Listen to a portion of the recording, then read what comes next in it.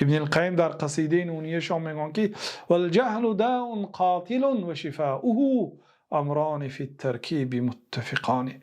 جهل یعنی نادانی درد قاتل است.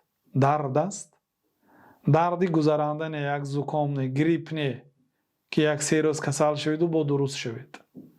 جهل درد قاتل است، کشنده است، لیکن شفا دارد. و شفاؤه امران فی الترکیب متفقان. شفای وی در یک دو کاری که به همدیگر مرکب علاقمندی دارند. چی است آن دو چیز؟ نص من القرآن او من سنت.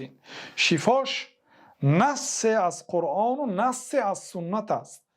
یعنی نص قرآن و نص سنت، حجت از قرآن و سنت، این دو دوا هست، شفا هست. ولیکن و طبیب ذلك العالم الربانی، طبیب این دو دوا و شفا عالم ربانی هست. تا عالم طبیب معین نکند، خود این شفا بودگیش مردم نمیداند.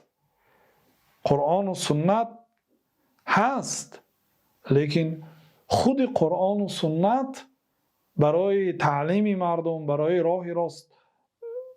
راست رفتن مردم کفایتی نیست.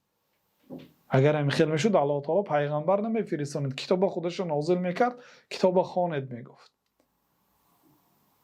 بنابراین علما بعد پیغمبرها به مردم راهنما هستند.